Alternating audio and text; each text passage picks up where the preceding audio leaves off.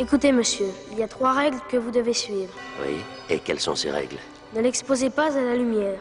Il déteste la lumière brillante, surtout celle du soleil. Ça le tuerait. Ensuite, tenez-le éloigné de l'eau. Ne le mouillez pas. Mais la règle la plus importante, la règle que vous ne devez jamais oublier, même s'il pleure, même s'il vous supplie, ne jamais lui donner à manger après minuit. Vous avez compris? Oui, tout ce que tu veux. Je te remercie. Et je te souhaite un joyeux Noël. Bonjour à tous et à toutes et bienvenue à Retour à l'écran pour un grand format que j'ai le plaisir à animer avec mes 2 camarades Eric et Max. Salut Eric, comment ça va? Ça va très bien, écoute, merci pour l'invitation. C'est normal. Et toi Max, comment ça va? T'es en forme? Oui, ça va. Alors l'invitation, je sais pas, parce qu'on fait quand même partie de ce podcast, donc on s'auto-invite, c'est cool. C'est l'esprit Retour à l'écran. Voilà, quand on est désiré, ça fait toujours plaisir. Moi voilà, je dis merci à la vie. Et en plus c'est Noël, les guirlandes, les chocolats chauds, Maria Carré, vous l'entendez? Chut. Oh non, pas elle. Putain, mais laissez-la dans son glaçon, celle-là. Je déteste Noël rien que pour Maria Carré, j'en peux plus quoi. Oula. Restons vigilants, je crois qu'il se passe quelque chose en coulisses. D'ailleurs, vous avez des nouvelles d'Adrien? Il a été bouffé par les gremlins. Voilà, il a mangé après minuit. C'est surtout ça.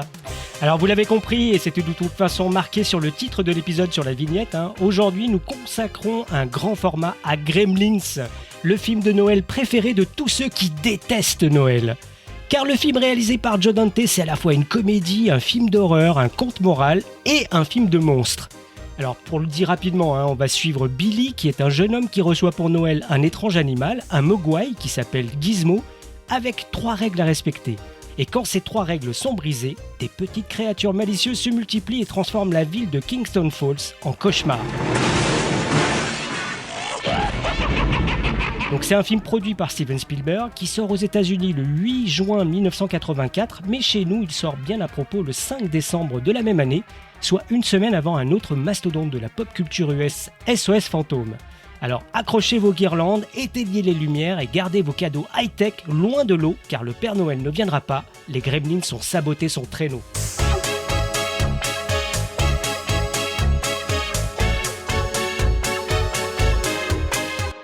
Des gremlins. Des petits monstres. Oui, c'est ça. Des centaines de monstres. J'en suis pas sûr. Peut-être des milliers. Des milliers, oui. Écoutez, je sais que ça a l'air complètement fou.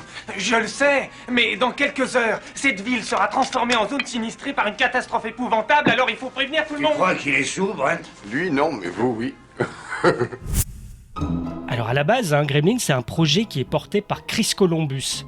C'est un mec qui va devenir vite incontournable à Hollywood, dans le registre de l'aventure familiale grand public, parce qu'on va le retrouver derrière les scénarios des Goonies. Allô, shérif? Je suis dans la salle de l'ancien phare. Je vais vous signaler un meurtre.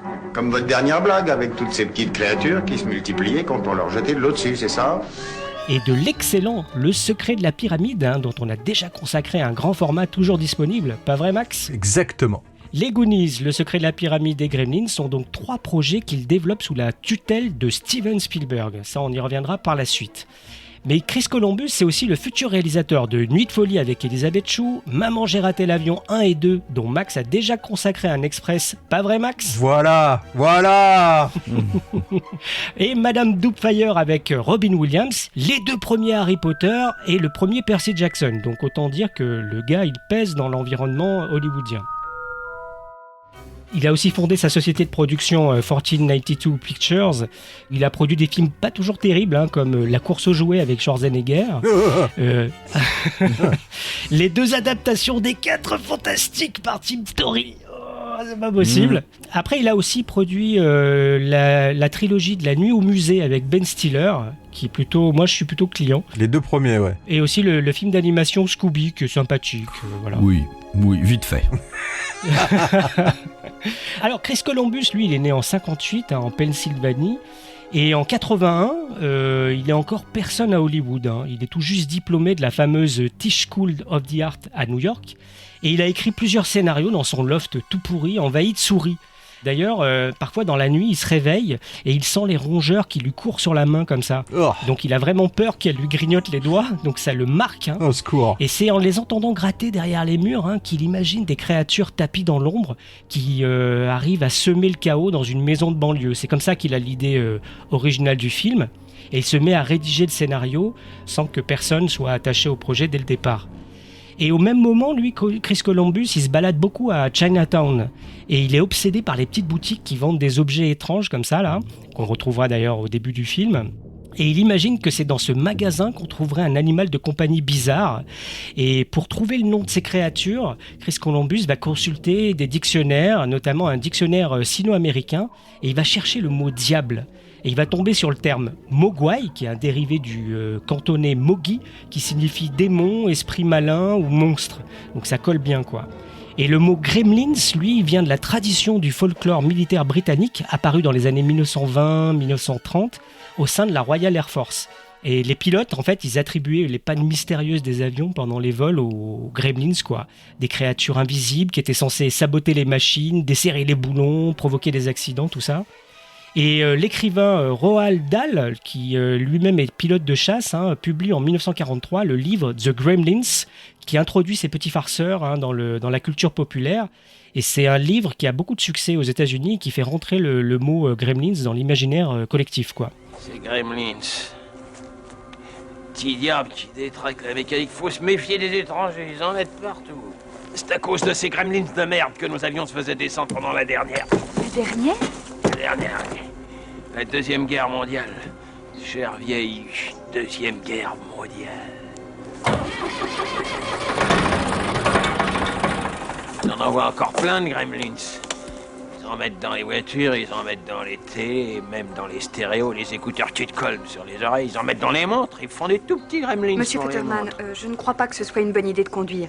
Pourquoi ne pas rentrer à pied ? Tu sais, Cathy, je crois que je vais peut-être rentrer à pied. Oui.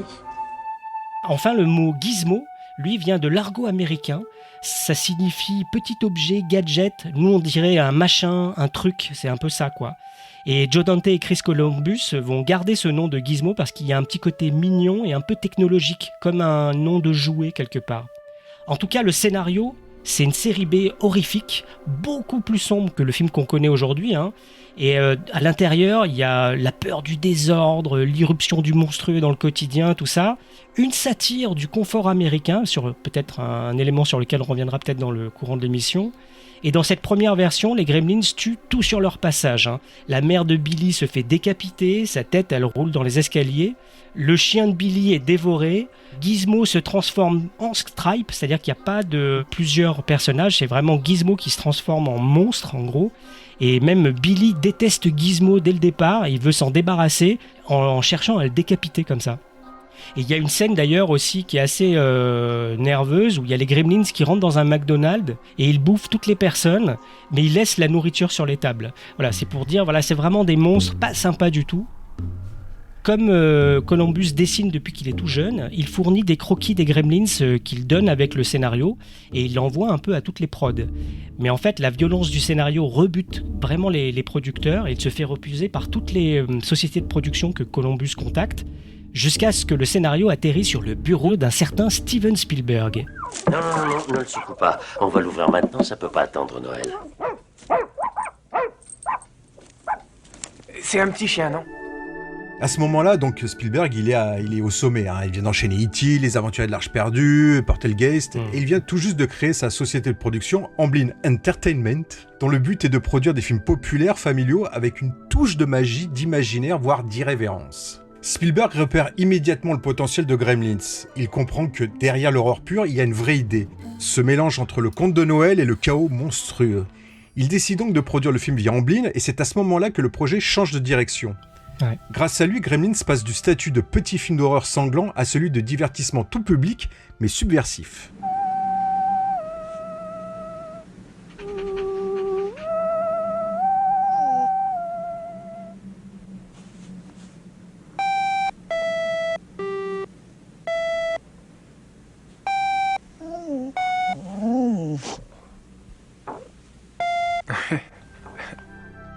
Spielberg encourage Chris Columbus à adoucir certaines scènes et à rendre Gizmo attendrissant, presque une mascotte, tout en gardant l'énergie punk et chaotique des Gremlins. Ouais, d'ailleurs, il est super smart, Spielberg, parce que 3 semaines avant le début du tournage, il impose à la production de conserver Gizmo en tant que petite peluche agréable, parce qu'à la base, dans le scénario, ce qui était prévu, c'était que Gizmo se transforme lui-même en Gremlins. C'est lui qui devenait Spike en quelque sorte. Et en fait, Spielberg a l'intuition qu'il faut garder les 2 personnages différents et conserver le côté un peu doudou, mignon de Gizmo, auquel il s'était attaché en fait.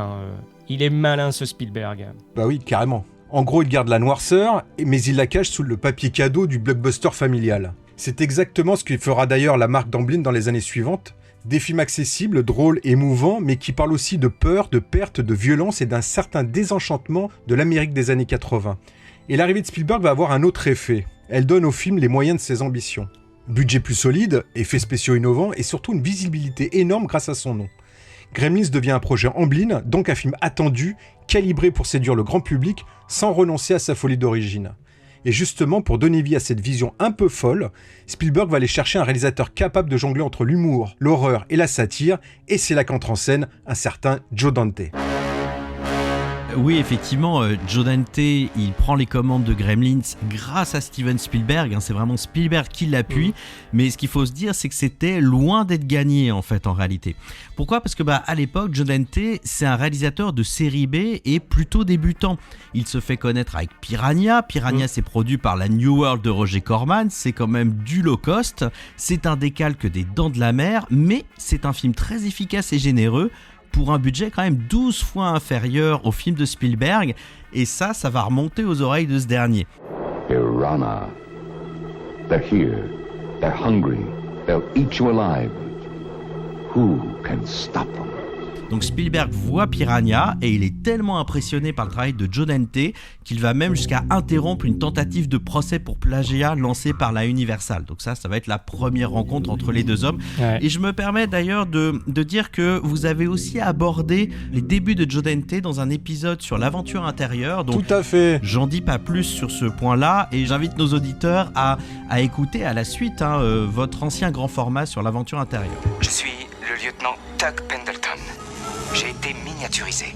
Pour reprendre le fil, après Piranha, Joe Dante, il réalise un autre film d'horreur qui s'appelle Hurlement, qui met en scène des loups-garous, toujours avec un budget modeste de série B. Alors le film, c'est une réussite artistique parce que le film possède des séquences de transformation impressionnantes que l'on doit à Rob Bottin, incroyable maquilleur, et ces séquences de transformation font encore autorité aujourd'hui, quand même. Ouais. Mais aussi et surtout, Hurlement, c'est une excellente opération commerciale parce qu'il remporte 18 millions de dollars de recettes rien que sur le sol américain pour une mise de départ de moins de 1 million. Donc Steven Spielberg regarde Hurlement et est là encore très impressionné par le film, et ça le conforte dans l'idée que Joe Dante est capable de miracles pour réaliser des films de monstres à budget réduit. Mais même avec la bénédiction de Steven Spielberg, on ne passe pas de la série B au film de studio facilement, et Joe Dante doit encore faire ses preuves aux yeux des décideurs d'Amblin et de la Warner. Alors en guise de test, Spielberg lui propose la réalisation d'un segment du film La 4e dimension, un film qu'il produit.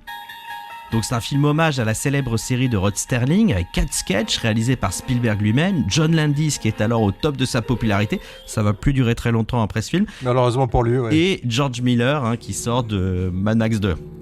Joe Dante va réaliser un segment de la 4e dimension et son segment est très étonnant, à la fois terrifiant et très cartoon. Il y a de l'humour très noir tout en restant ancré dans le monde de l'enfance, mais en version glauque voire horrifique, et c'est un segment qui met en scène des marionnettes inoubliables conçues là encore par Rob Bottin.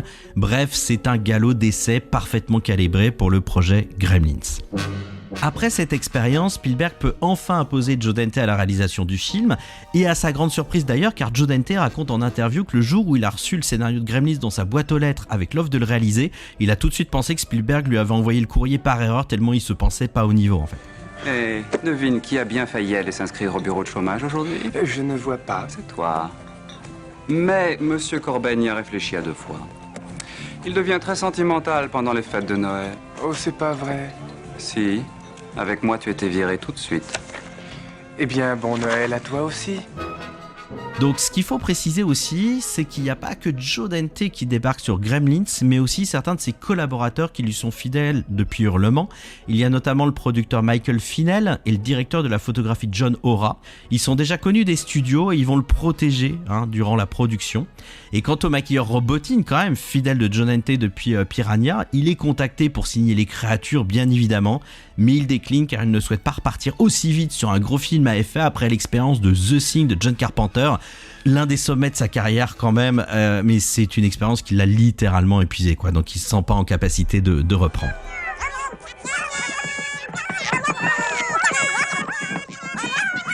Et ce qui vous arrive, si vous la fermiez pour changer, d'accord?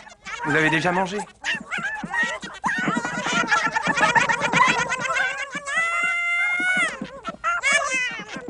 Bon, il n'est pas encore minuit. D'accord. Surveille-les, Gizmo. Je reviens tout de suite. Donc une fois Joe Dante choisi pour la mise en scène, l'équipe va donc se pencher sur le casting. Et là encore, le choix des acteurs joue un rôle clé dans l'identité du film. Spielberg et Dante ne veulent pas de grandes stars, ni de visages trop identifiés. Ils veulent qu'on puisse croire à cette petite ville américaine, à ces gens comme tout le monde que les Gremlins vont venir dérégler. Alors le personnage principal, Billy, est incarné par Zach Galligan, un jeune acteur quasiment inconnu à l'époque. Il a cette gueule de garçon ordinaire, sympathique, pas héroïque au sens hollywoodien du terme. Et c'est justement ce qui le rend crédible. On se dit que ça pourrait être nous ou notre voisin. Il représente ce qu'on appelle la middle America, la classe moyenne tranquille, un peu naïve qui vit dans sa petite ville paisible. Je te remercie de m'avoir accompagné. Oh, c'est normal. Bonne nuit. Bonne nuit. Kate? Je me demandais si tu avais des soirées de libre chez Dory. Le jeudi. Le jeudi, oui. Alors justement, j'étais en train de me dire que si tu faisais rien ce jeudi soir, t'aurais peut-être envie de sortir avec moi. Avec plaisir. Ah oui? C'est génial. Oui, eh bien, on pourrait se téléphoner pour en parler. Et alors, on mettrait tout ça au point. Soir, Billy. À ses côtés, il y a Phoebe Cates, dans le rôle de Kate. Alors elle, c'est un visage familier du public ado du début des années 80. Elle a un rôle qui a marqué, en tout cas aux États-Unis, moins en France, parce que le film est pas très connu en France. Une comédie teenager qui s'appelle Fast Time à Richmond High. Mais dans Gremlins, elle incarne une figure beaucoup plus sage, douce, presque nostalgique. Elle incarne la jeunesse américaine typique, celle qui rêve d'amour, de stabilité, mais qui cache aussi des blessures. D'ailleurs, elle a un monologue dans le film qui est glaçant sur la mort de son père déguisé en Père Noël. C'est l'un des moments, on en reparlera plus tard, l'un des moments les plus dérangeants du film. Un vrai rappel que sous le vernis familial, il y a des failles profondes. Billy, regarde ça. Tu connais bien la salle de bain de poche. Je l'ai encore perfectionnée. Regarde.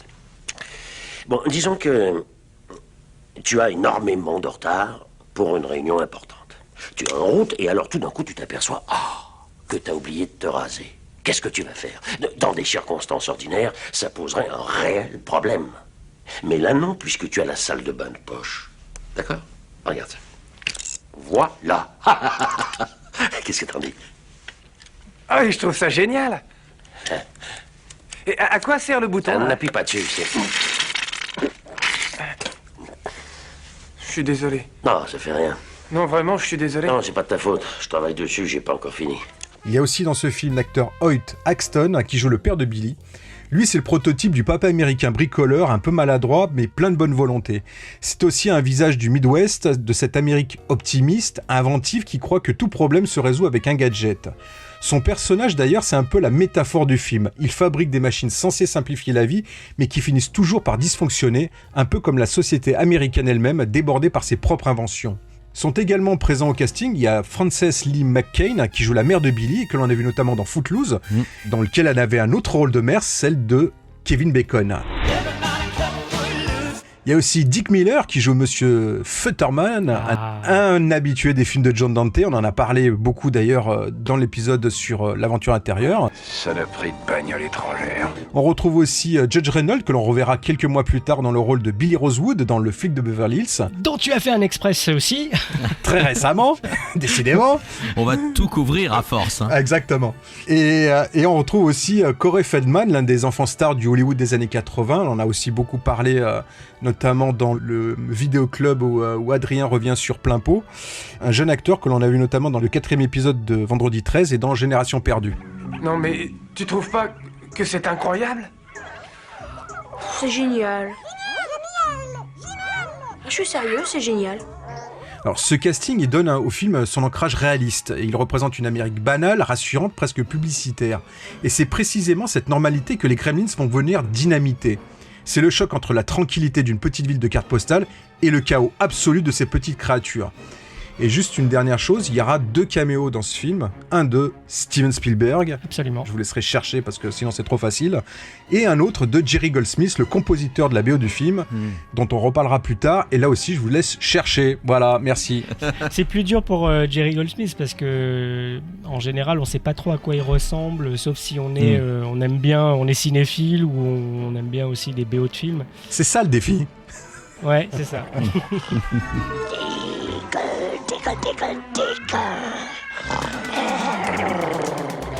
Bon alors, le tournage principal s'est déroulé essentiellement entre mi-avril et début août 1983, en été donc. Il fait extrêmement chaud. Zach Galligan précise d'ailleurs qu'il fait parfois plus de 40 degrés sur le plateau. Et pour respecter l'ambiance hivernale du film, les acteurs doivent porter en plus des vêtements d'hiver épais, comme des parkas, des vestes et tout ça. Et comme il fait aussi chaud, impossible d'utiliser de la vraie neige. Alors l'équipe a recours à de la neige artificielle, qui est un mélange de sable de gypse, de calcaire, de sel, de mousse, de plastique et plein de trucs dégueulasses quoi.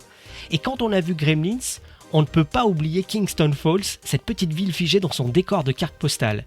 Et Eric, est-ce que tu peux revenir sur les lieux du tournage et sur ce décor typiquement américain ? Bien oui, Gremlins donc, se déroule dans la ville de Kingston Falls, vous l'avez dit, une ville de banlieue typique des États-Unis, ou tout du moins de l'image que l'on s'en fait. Alors ça sert à rien d'essayer de trouver la ville sur une carte parce qu'en fait c'est une ville qui n'existe pas.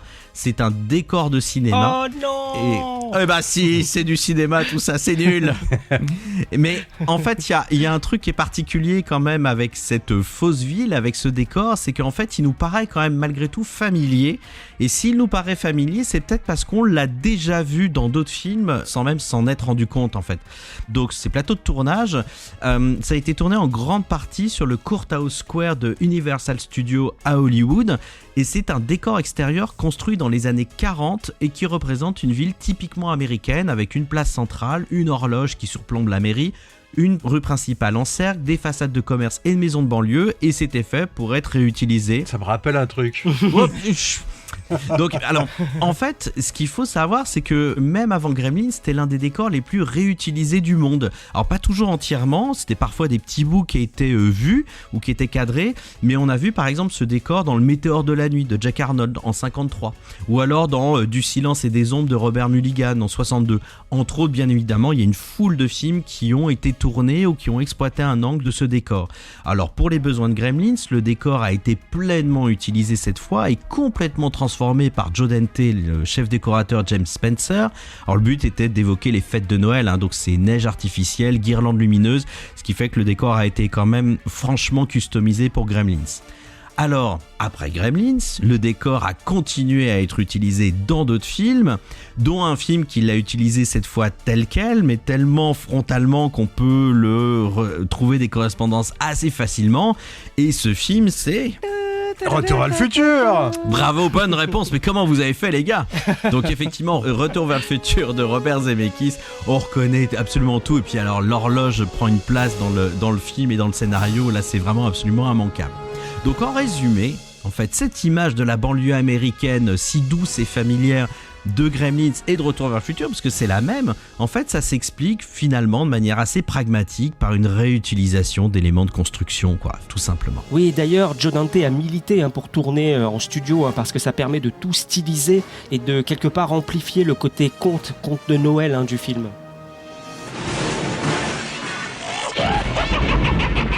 Ensuite, il faut parler aussi des créatures qu'il y a dans le film. Et l'homme qu'il y a derrière les Gremlins, c'est Chris Wallace. Ça aurait pu être Rob Bottin, comme tu le disais, mais finalement c'est Chris Wallace parce que Joe Dante l'a croisé sur Piranha. Et il comprend très vite que ce mec-là vit pour l'animatronique. Alors l'animatronique, c'est une sorte de robot maquillé en personnage, dont les mouvements sont contrôlés par des moteurs, des systèmes à distance, pour faire croire que le robot est vivant, quoi. Et sur Gremlins, ce travail-là est colossal. Alors au départ, Chris Wallace tente une idée complètement folle. Il veut maquiller un singe en Gremlins. Bon courage. Mais l'essai tourne court, voilà, c'est ça. Parce qu'en fait, l'animal va paniquer, il saccage le décor, et donc l'équipe tout de suite se dit non, il faut abandonner cette idée, on va partir sur autre chose. Et donc, à partir de ce moment-là, tout va reposer sur des marionnettes. Je rappelle qu'on est entre 82 et 84 et que les CGI sont pas du tout au point pour pouvoir faire des créatures en images de synthèse, loin de là. Et donc Chris Wallace va concevoir plus d'une centaine de ces créatures qui sont moulées en caoutchouc. Certaines vont être animées par des servomoteurs et d'autres manipulées à la main ou par des câbles. Voilà. Donc toutes les méthodologies sont employées pour leur donner vie, quoi. Allô, c'est le froid. Allez. Donc on en a parlé tout à l'heure, mais le fait que Spielberg demande à ce que Gizmo fasse partie du film tout le long, ça implique pas mal de choses aussi pour Chris Wallace. Parce qu'il va falloir maintenant imaginer plein de moments avec Gizmo, comment l'articuler, c'était pas prévu au programme, donc il y a pas mal d'improvisation, de petits rajouts de séquences comme ça. Et d'ailleurs, le tournage principal s'arrête en août, mais en fait, il va y avoir plusieurs reshoots et plusieurs séquences complémentaires, des choses qui sont inventées comme ça au fur et à mesure. Joe Dante et son équipe va chercher à rajouter au fur et à mesure de l'humour, chercher des gags. Et c'est à ce moment-là d'ailleurs que la fin est retournée. Normalement c'était Billy qui arrivait à tirer le rideau pour laisser rentrer la lumière et tuer Spike. Et là c'est Gizmo, c'est sous les conseils de Spielberg. Il a demandé à ce que Gizmo soit le véritable héros du film à la fin, parce qu'il a l'intuition que c'est ce que veut le public.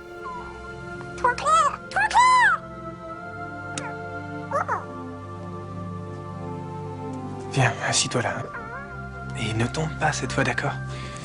Je vais t'arranger ça en 2 secondes. Très bien. Ne bouge pas. Désolé, je suis désolé. Voilà. Essaye de ne pas trop bouger, d'accord?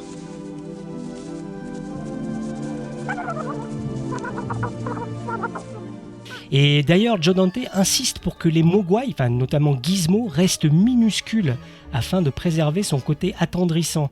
Mais de l'autre côté, Chris Wallace, lui, milite pour des modèles beaucoup plus grands parce qu'il faudrait qu'ils soient plus maniables. Donc entre les deux, il y a des compromis qui se font.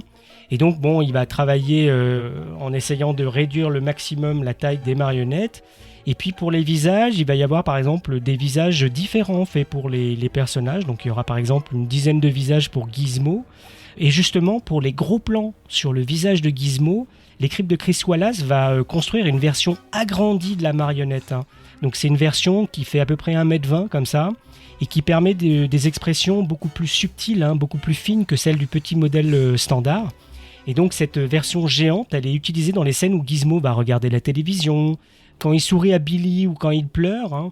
À chaque fois, on basculera sur des gros plans, sur cette miniature un peu king size, quoi. L'idée, c'est vraiment de rendre son jeu plus expressif, quoi.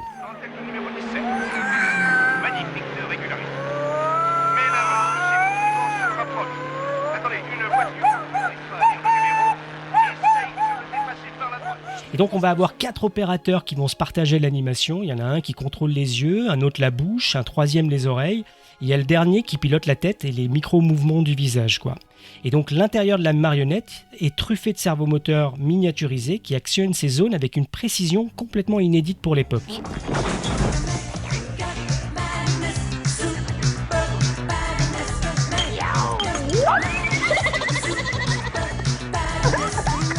Ensuite, il y a la séquence du bar, qui est un des sommets du chaos organisé par les Gremlins. C'est une séquence qui reste en tête de tout le monde, avec celle dans le cinéma. Mais Joe Dante veut en faire un moment de pure folie cartoonesque, une sorte d'hommage à la Tex Avery, où il y a chaque créature vit son propre gag. Mais sur le plateau, c'est un véritable enfer en fait, hein, parce qu'il y a globalement une 50aine de gremlins qui sont animés en même temps, et sous le plancher, on a des dizaines de marionnettistes qui tirent les câbles, actionnent les servomoteurs donc, et coordonnent chaque geste pour que tout paraisse vivant quoi.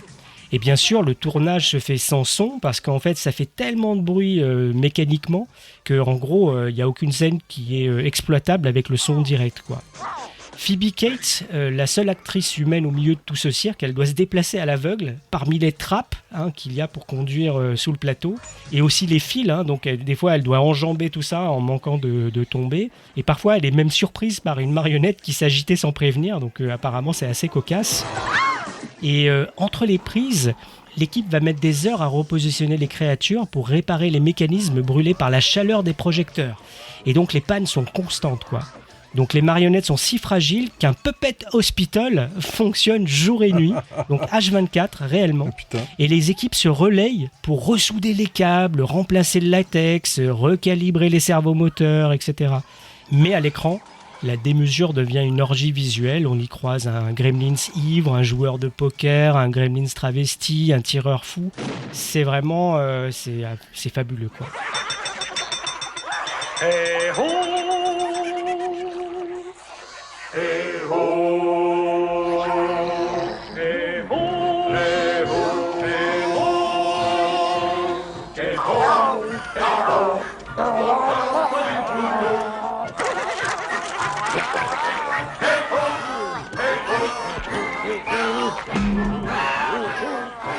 Et puis la séquence du cinéma, où les gremlins regardent Blanche-Neige et les 7 nains en chantant, ça c'est l'apogée du chaos.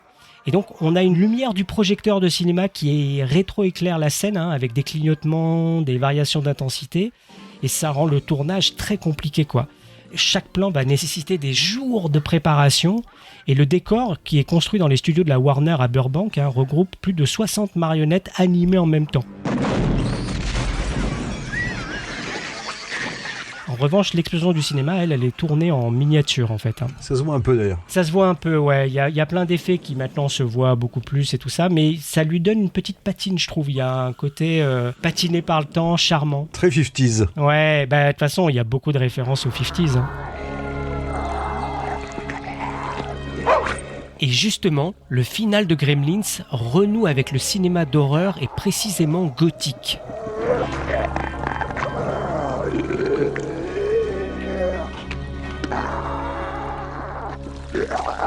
Dieu, qu'est-ce que c'est que ça? En fait, on y voit Stripe, le dernier des Gremlins, qui meurt comme un petit Dracula. Je pense au film de Terence Fisher avec Christopher Lee. C'est exactement la même scène, plan par plan. C'est exactement ça, ouais. Et en fait, il est consumé par la lumière du jour alors qu'il tente de se reproduire dans la fontaine. Et alors... Je fonds Et pour l'occasion, en fait, Chris Wallace va produire une marionnette qui est capable de fondre réellement. C'est avec du latex qui se liquéfie sous de l'air chaud. En gros, je pense que c'est un heat gun qui devait être un peu au-dessus et qui fait fondre tout le latex, quoi. Donc voilà, donc on imagine que ça a été un sacré casse-tête. Mais la post-production, probablement, a dû être aussi monumentale. Et Eric, est-ce que tu sais, toi, si vraiment Joe Dante et son équipe ont assemblé tout ça en un film cohérent avec facilité ou pas? Alors, non, la post-production de Gremlins, elle a été assez complexe, mais pas du tout pour les mêmes raisons. Parce que c'est quand même dingue, quand on y repense. Je fais une petite aparté, mais ce que tu racontes sur les effets spéciaux, c'est quand même fou, quoi. C'est génial, enfin, moi, ça me fascine. Ah ouais, pareil. Et surtout que ça n'existe plus réellement, quoi, avec les CGI, etc. Donc, ça nous ramène dans une époque assez incroyable.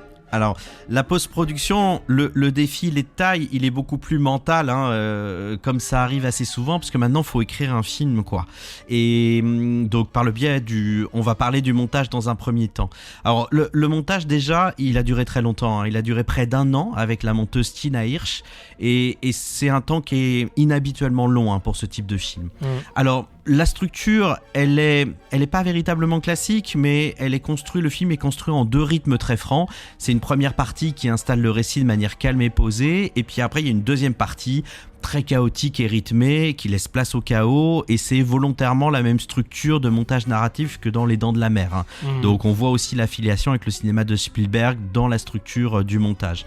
Mais en réalité, le plus gros du travail de montage a été de trouver le bon équilibre entre horreur et comédie tout au long du film, car Joe Dante avait anticipé dès le tournage la difficulté de trouver la bonne mesure sans que l'un prenne le pas sur l'autre. Et donc il a tourné beaucoup de variantes des prises avec des curseurs sur l'horreur et le comique positionnés plus ou moins fort à chaque fois, pour justement se donner le choix, arriver en salle de montage avec du recul.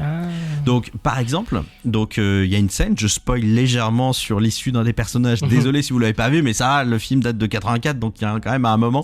Ça va. Donc, quand on découvre le cadavre du professeur, en fait, Joe Dante avait tourné une version où le corps est allongé sur le dos, le visage face à nous, les yeux grands ouverts, donc c'est déjà assez flippant, et il y avait une dizaine de seringues plantées directement dans le visage en fait du cadavre. Donc un plan super flippant quoi. Alors heureusement, ça c'est le curseur horreur maximum. Il avait tourné une autre version du plan plus soft, avec le cadavre face contre terre, les seringues toujours plantées mais dans une des fesses, et puis partiellement dans l'ombre, et c'est donc ce plan qui se retrouve dans le film. Donc en fait, le travail de montage, ça a été un travail de funambule entre horreur et comédie, et il y a eu pas mal de crissements. Parce que déjà c'est difficile d'avoir du recul, hein, parce que on connaît bien le montage autour de cette table. On sait bien qu'une décision qui est prise sur le moment, il faut avoir le recul, et puis le revoir un mois plus tard, des semaines plus tard, ça nous fait plus rire, ça nous fait plus peur. Donc c'est très difficile d'avoir ce recul sur cette émotion-là. Mais aussi, il faut que tout le monde soit d'accord, quoi. Et c'est pas toujours le cas, on n'a pas tous les mêmes critères et les mêmes limites.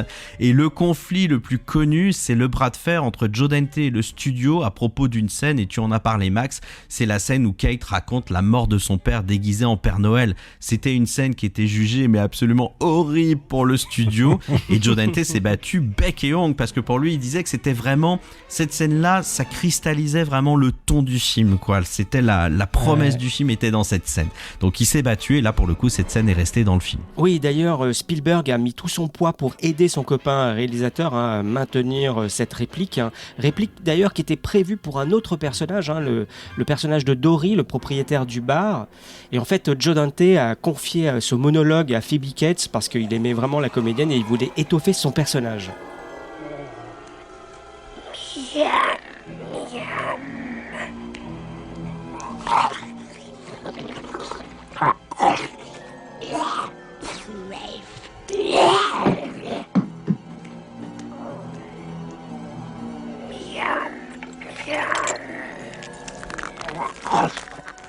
Il n'y a pas que le montage dit image aussi, parce que dans le film, il y a un très gros travail sur le son, d'autant que tu l'as dit Michael, le son n'était pas pris en direct sur le plateau, surtout au niveau des créatures, et donc Joe Dante a dû tout réimaginer avec ses équipes, et il a demandé un design son très clairement inspiré des dessins animés de Chuck Jones, avec des bruitages cartoon exagérés pour contrebalancer l'ambiance sonore horrifique du film, parce que le film a quand même va très vite dans l'ambiance plutôt horreur, quoi, d'un point de vue sonore.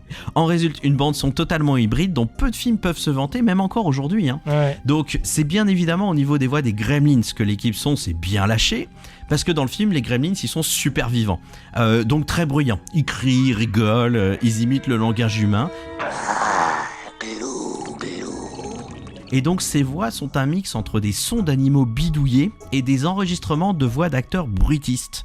Et parmi ces acteurs, on retrouve un certain Michael Winslow, surnommé l'homme aux 10 000 bruitages, et c'est l'inoubliable interprète de la jeune recrue de Police Academy, le fameux personnage qui fait des bruitages à la bouche dans le premier et dans tous les autres. Eh oui, Michael Winslow. Putain. Exactement. Eh oui. Ah ouais. Pourquoi t'es là? Je vais te faire voir.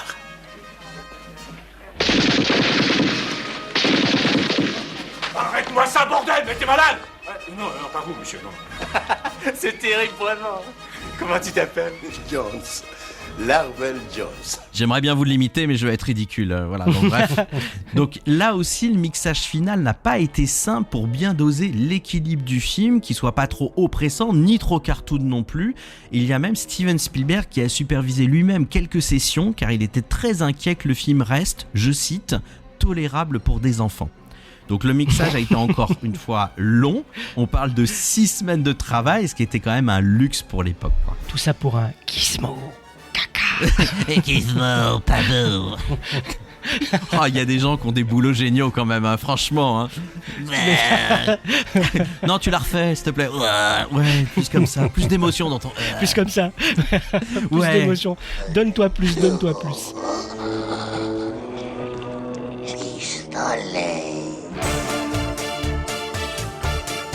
Il y a aussi la musique, impossible de parler de Gremlins sans ce thème à la fois joyeux et inquiétant. Ah oui. Et je crois que Max, tu dois nous parler de Jerry Goldsmith, hein, le musicien qui a trouvé ce ton si particulier entre contes de Noël et films de monstres. Ah oui, parce que donc la bande originale est signée, comme tu viens de le dire, Jerry Goldsmith, l'un des plus grands compositeurs d'Hollywood, notamment des années 70 et 80, déjà connu à l'époque pour le score d'Alien.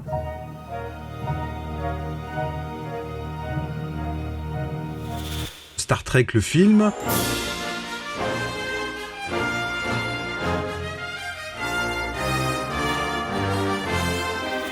Poltergeist.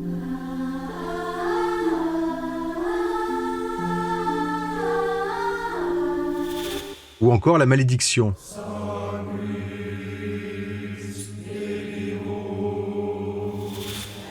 Alors ici, il va livrer quelque chose de très différent.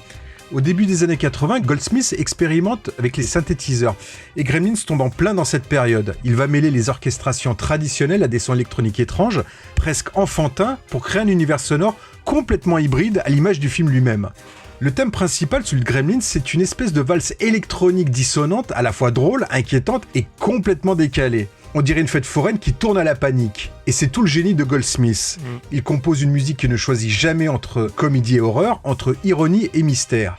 On peut à la fois rire et être un peu mal à l'aise, exactement comme quand on regarde les Gremlins saccager un bar en chantant des chansons de Noël.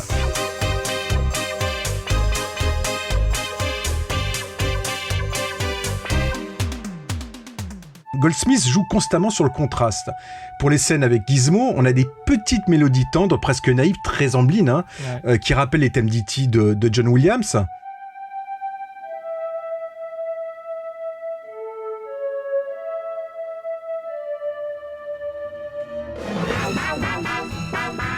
Et dès que les Gremlins prennent le dessus, la partition devient chaotique, frénétique, pleine de bruits mécaniques et de sons synthétiques déformés. C'est comme si la musique elle-même se transformait en gremlin, elle commence douce et puis elle devient folle en fait.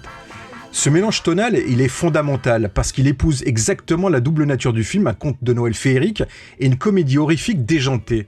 Goldsmith en fait fait ce que Joe Dante fait à l'image en fait, il brouille les frontières entre le merveilleux et le monstrueux. Et cette ironie musicale, ce second degré permanent, c'est aussi la signature de la collaboration entre Amblin et Joe Dante finalement. Gremlins, ce n'est jamais premier degré, et la musique le rappelle à chaque instant. Donc oui, on peut dire que la partition de Goldsmith, avec des synthés malicieux et ses orchestrations étranges, c'est un peu la bande-son de l'esprit de Gremlins, un joyeux désordre parfaitement maîtrisé entre magie et chaos. Et puis il y a aussi la musique Mega Madness de Michael Sambello. L'éternel Michael Sambello, le compositeur du mythique Maniac de Flashdance.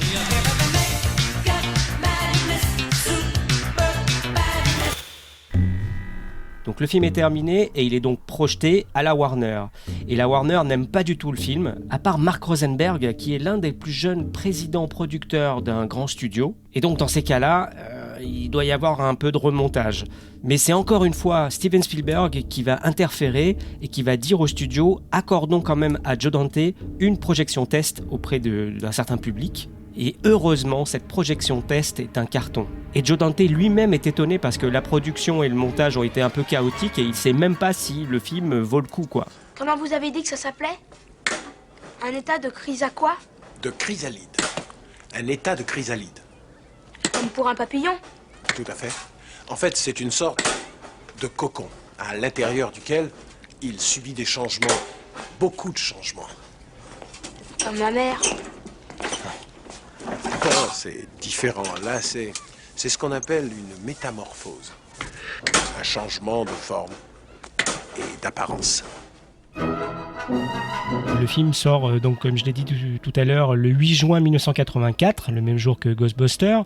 Et donc, Gremlins a une affiche qui est signée John Alvin, qui avait déjà fait l'affiche de E.T., Donc l'affiche de Gremlins, que tout le monde connaît je crois, qui montre une boîte entrouverte avec une main qui dépasse, une main poilue baignée d'une lumière bleutée, qui est clairement, cette affiche, positionnée comme une sorte de E.T. quoi. On veut attirer le même public familial. Téléphone maison. Appuyé par la mention Steven Spielberg Presents, qui est placée bien en évidence. Et Joe Dante pense, lui, que cette stratégie va créer un malentendu, parce qu'il sait déjà que le ton du film peut poser problème. Mais bon, il n'a pas le droit de citer. On pourrait s'attendre à un E.T. avec des poils, etc. Mais en fait, on va découvrir que le film est un conte horrifique et satirique. Et donc, ça va provoquer la colère de nombreux parents. Parce que voilà, il y a plein de gamins qui sont traumatisés en découvrant le film. Et la violence comique de certaines scènes est jugée excessive pour un film classé PG, Parental Guidance.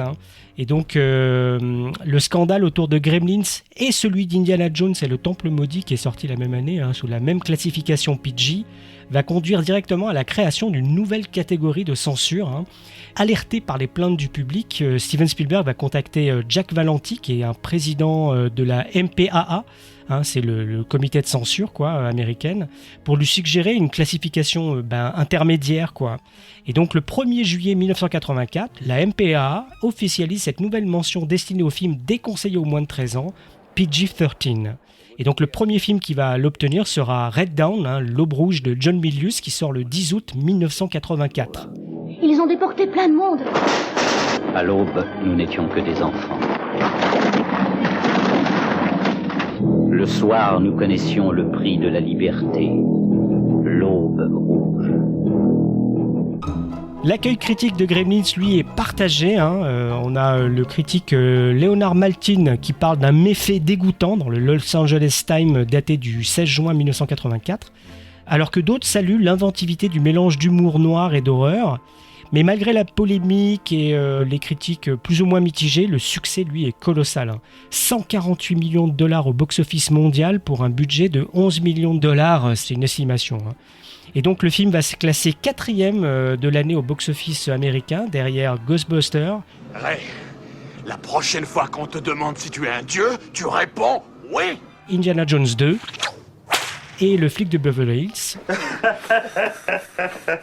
Et il sort en France pour les fêtes de Noël, et lui, il va attirer plus de 3 millions d'entrées, et il va terminer 6e au box-office hexagonal, derrière Marche à l'ombre, Les Ripoux, Indiana Jones 2, Amadeus et Les Morphalous.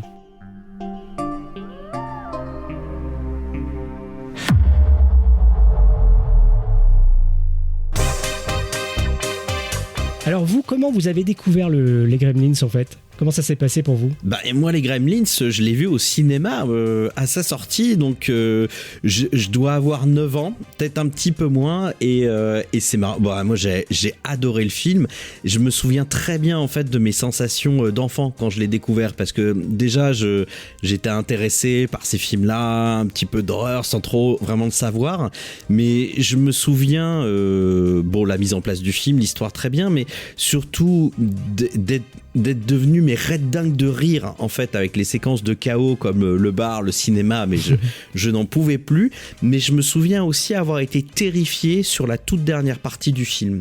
Mais je me souviens vraiment de ma peur d'enfant au cinéma, et c'est marrant, tu parles du PG-13, et c'est en fait la même peur qui m'a saisi quand j'ai vu Indiana Jones et le Temple Maudit aussi, où il y avait des moments j'ai dû ne pas regarder l'écran tellement j'étais flippé alors que j'adorais ce que je voyais. Et là où c'est vraiment rigolo quand même Gremlins, c'est que en fait, donc forcément, on vieillit aussi avec les films, ce sont des doudous, on les revoit avec des yeux parfois un peu différents. Et moi, le revoir maintenant, et puis maintenant je suis papa, je montre à mes enfants, en fait, Gremlins, je le vis quelque part de la même manière. Alors, je suis un peu moins terrifié par la fin, c'est vrai, mais mes séquences préférées, ça reste toujours les séquences de chaos. C'est, non, mais franchement, je crois que j'ai la même jubilation maintenant à revoir la scène du cinéma quand il salope quand même un film de Walt Disney, en plus que je déteste, Blanche-Neige et les 7 nains, il n'y a rien de pire, tu vois, de plus lisse et tout. Il te défonce ça et c'est marrant, j'ai la même jubilation de quand j'étais gamin. Donc moi, c'est vraiment un film qui m'a profondément marqué, et puis dans son côté un peu anarchiste, vraiment brutal, ça, j'ai vraiment trouvé ça trop cool. C'était du jamais vu, enfin voilà. Moi, c'est comme toi, en fait. Je l'ai vu au cinéma, alors moi j'avais 10 ans. Et alors moi, j'ai pas eu peur, j'ai jubilé. Et je jubile toujours aujourd'hui de la même façon. Et voilà, c'est un film qui m'avait marqué, que j'avais adoré. Je l'ai vu en salle à l'époque à Grenoble. Je me souviens, je suis même quasiment sûr, c'était dans un cinéma qui s'appelait Le Royal, qui n'existe plus malheureusement aujourd'hui, qui a été détruit en 2004. Un gros kiff à l'époque de gamin, qui est devenu un gros kiff d'ado, qui est devenu un gros kiff d'adulte et qui l'est toujours aujourd'hui à mon âge. Mon avis et mes ressentis sur ce film n'ont jamais varié. Comme toi, il y a à peu près les mêmes scènes. Moi, la scène qui m'avait marqué quand j'étais gamin, c'était la scène dans la cuisine. On en reparlera peut-être plus tard. Mais la scène de la cuisine avec le broyeur, enfin, avec le blender, le micro-ondes. Oh là là. La scène de la cuisine, elle est hyper trash. Ouais. Mais elle m'avait marqué, mais dans le bon sens. Moi, ça me faisait marrer, parce que c'est quand même hyper dégueu, mais ça m'avait fait marrer. Et voilà, là, pareil, la scène du ciné, la scène du bar, il y a des scènes mythiques, la scène de Madame Deagle, on en reparlera aussi. Enfin, j'en ai tellement en tête, en fait. Donc voilà, moi, c'est un film que j'adore, je revois, je sais plus combien de fois je l'ai vu, ce film. C'est pas un film que je mate à Noël, bizarrement, alors que c'est un vrai film de Noël. Oui, mais c'est vrai que je l'identifie pas à Noël, moi non plus. Alors moi, je l'ai pas vu au cinéma, et je l'ai même jamais vu au cinéma. Ça fait vraiment partie de ma petite liste de films que j'adorerais voir au cinéma. Et je l'ai découvert en cassette pirate, pirate même avant qu'il sorte en VHS, en fait, globalement. Je ne sais pas comment mon oncle... je passais souvent mes soirées chez ma grand-mère et tout ça. Il y avait encore mon oncle qui vivait chez elle. Et je ne sais pas comment il a réussi à avoir cette cassette-là. Je crois qu'il connaissait un projectionniste ou un truc comme ça. Mais je me souviens très bien que pendant que le film était encore en salle, j'avais pu le voir en VHS. Mais alors... vraiment avec une qualité brouillée, parce que j'avais même fait une copie, enfin ils avaient fait une copie pour moi, de copie de la copie. J'imagine la qualité. Voilà, c'est ça, sachant que le film est très diffusé en fait, voilà, le chef opérateur a utilisé des white promise, des choses comme ça pour diffuser un peu la lumière comme ça, donc c'était très baveux, et pourtant...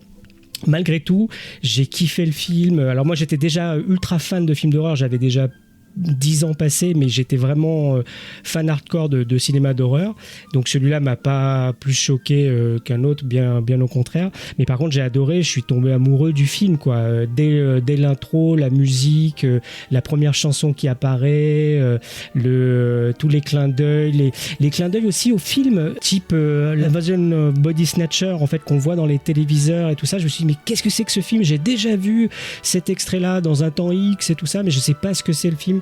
Donc en creux, Joe Dante a pas mal fait ce genre de choses, des commentaires un peu méta ou déjà un peu cinéphiliques, et ça a ouvert aussi ma cinéphilie du cinéma fantastique par ce biais-là, en essayant de chercher les références qu'il balançait, ou John Carpenter quand il montrait dans la télévision dans Halloween, on voit des extraits de The Thing de Christian Nyby et Howard Hawks là, donc il y a tout ça, mais globalement voilà, moi j'ai souvenir de le découvrir complètement embrumé dans une copie vraiment dégueulasse, mais je l'ai usé et ultra usé, et j'étais content quand il est sorti en VHS officiellement, parce que j'ai pu le voir dans une qualité un peu plus nette en fait. et voilà, et après je l'ai vu un nombre incalculable de fois et tout ça, mais ça reste toujours un regret, je ne l'ai jamais vu en salle. J'adorerais le voir en salle celui-là. Et quand il est sorti en VHS, donc un an plus tard, pour le choper dans les vidéoclubs, c'était la croix et la bannière. Quoi. Moi, je me souviens, je voulais forcément le revoir parce que ça faisait un an que je l'avais pas vu depuis la sortie en salle. Mais je me souviens avoir tellement galéré pour avoir chopé une copie qui était en plus, au moment où je l'ai chopé, le film avait été tellement cramé en vidéoclub parce que les VHS, forcément, elles prenaient cher. Hein. Et oui. Mais le plaisir quand même de le revoir un an plus tard, c'était d'avoir combattu presque pour pouvoir le revoir. Quoi. Il y a eu une forme de jubilation au moment où j'ai mis la cassette dans le magnétoscope. Puis je me souviens aussi par rapport à l'affiche originale, c'était l'affiche que j'ai décrite tout à l'heure avec la boîte de carton, la petite main poilue qui sort, etc.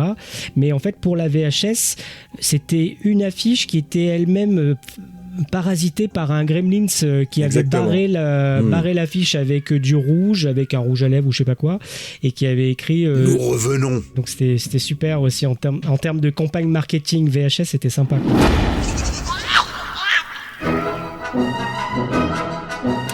Alors, c'est rigolo parce que je sais pas si vous vous souvenez, c'est un film qui est quand même particulier, mais il y avait un marketing derrière de films pour enfants assez classiques avec des petits jouets, des accessoires, des choses comme ça. Ouais. Et comme moi j'étais petit, j'avais eu quelques petits jouets Gremlins, et notamment c'était un petit Gremlins que tu remontais comme ça, mécanique, puis tu le remontais comme ça avec une molette, et puis il s'animait tout seul, et en fait il était sur un siège de bar, il fumait un gros cigare, quoi. Donc ça c'est un jouet que j'avais. Quand je repense en fait à ça, je me dis, voilà, c'est une autre époque. C'est une autre époque, exactement. C'était exactement ça. Mais pareil, ils avaient sorti, je l'ai toujours d'ailleurs, un bouquin pour enfants en fait, qui était une espèce de, je l'ai toujours. Et donc voilà, il y avait en effet, il y avait toute une campagne marketing, et quand tu la regardes avec le recul aujourd'hui, tu te dis quand même. Enfin voilà, c'est comme tu viens de le dire. Pardon, je te paraphrase, mais aujourd'hui tu regardes ça, tu te dis quand même, what the fuck, quoi. Mais c'est génial.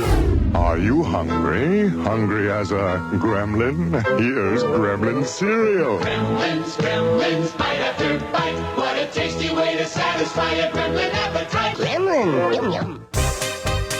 Bon, bah là, on s'est un peu lancé, hein, les séquences cultes et tout ça. Donc, il y a la cuisine, le Gremlins qui se fait complètement défoncer, pulvérisé par le blender. Ça, c'est génial. Mais cette scène de cuisine, à vous entendre, en fait, je me rends compte, c'était peut-être ma première scène gore, en fait, que j'ai vue, parce que c'est une scène gore, possible, en fait, en vrai. Ouais. C'est exactement ça, c'est une vraie scène gore. Quand tu vois les deux pattes d'un Gremlins qui sort après s'être fait broyer dans le blender, tu fais waouh.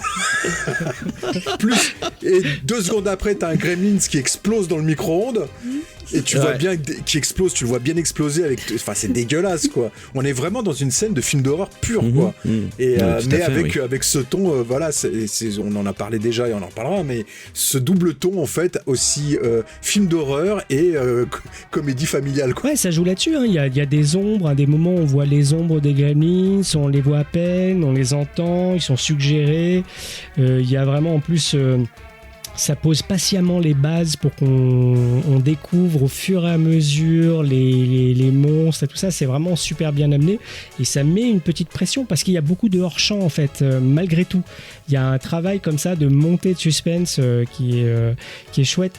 Puis il y a aussi, moi j'adore, c'est Madame Diggles qui se fait pulvériser par son système, parce qu'en fait voilà, la dame elle a du mal à monter les escaliers chez elle, donc elle a une espèce de système mécanique électrique. C'est la meilleure pub pour Stana, cette scène. Qui lui permet donc de monter les escaliers presque en colimaçon si on veut, et les Gremlins détériorent le truc, et elle est propulsée vers l'extérieur, sachant qu'elle a été présentée comme une nana vraiment pas sympa du tout dès le début du film, hein, dans les dialogues. Dégueule.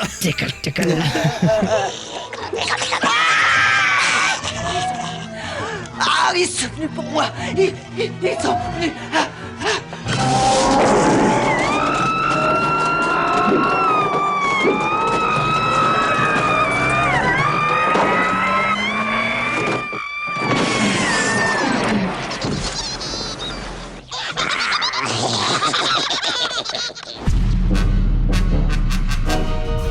Mais c'est quand même un film qui est quand même étonnant, parce que faudrait le revoir limite que là-dessus pour essayer de comprendre comment ça fonctionne, parce que c'est à la fois les Gremlins, c'est les monstres qui nous font peur, parce qu'il y a des moments qui sont quand même assez angoissants. Donc moi, le final m'avait fait peur quand j'étais petit, puis la première partie avec la mort du professeur, il y a quand même des moments super angoissants, et des moments où en fait on est totalement du côté des Gremlins, et le film yoyote en permanence en fait avec ces deux côtés-là, quoi. Et c'est assez, pour moi c'est assez étonnant en fait de le revoir même maintenant, pour que ça fonctionne en fait sous cet aspect-là. Vous voyez ce que je veux dire? Non mais complètement, mais parce que en fait le film joue, et c'est horrible, hein, il joue sur notre côté barbare quand on est gamin en fait. Ouais, c'est exactement ça. Sale gosse. On jubile sur des saloperies en fait qui sont faites. Alors c'est horrible, hein, ce que je suis en train de dire, mais le film joue à mort là-dessus, et c'est ça tout le génie du film. En même temps, aujourd'hui, il serait infaisable aussi ce film aujourd'hui pour ça aussi. Et en même temps, quand il essaye de faire conte pour enfants, il y arrive très bien aussi. Ça, c'est ça. C'est-à-dire que c'est comme s'il y avait deux films en un, mais que les deux films sont réussis. réussi aussi.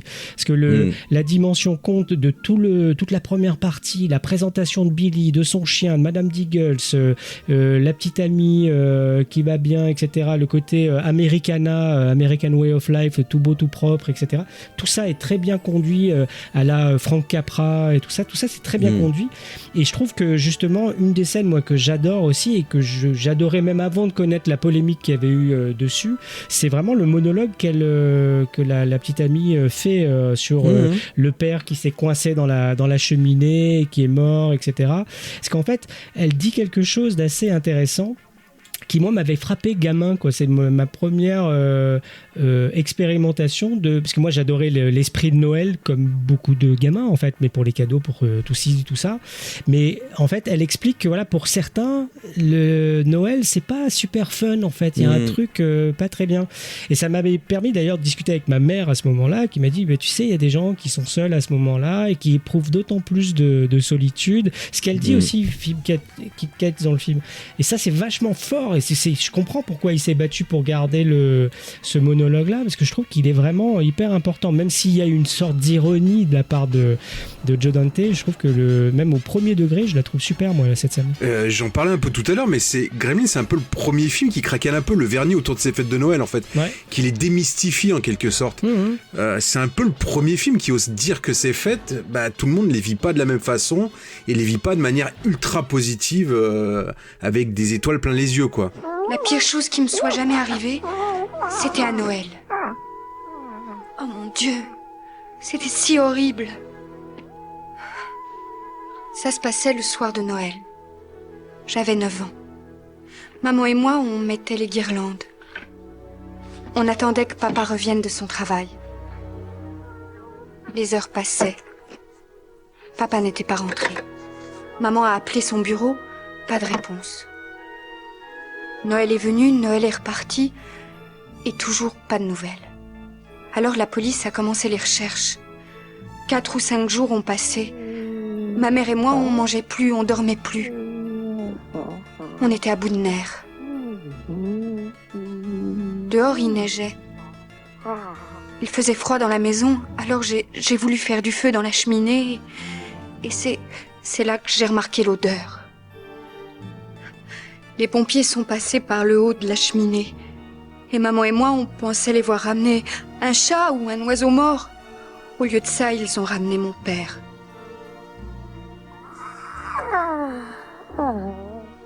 Il avait voulu se déguiser en Père Noël.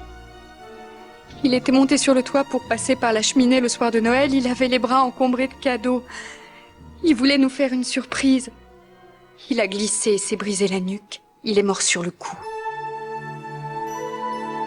Et en même temps, ce que je trouve fort, c'est que l'aspect horreur n'annihile pas l'aspect conte. C'est-à-dire que ça pourrait être, on part complètement dans presque le cynisme, le nihilisme.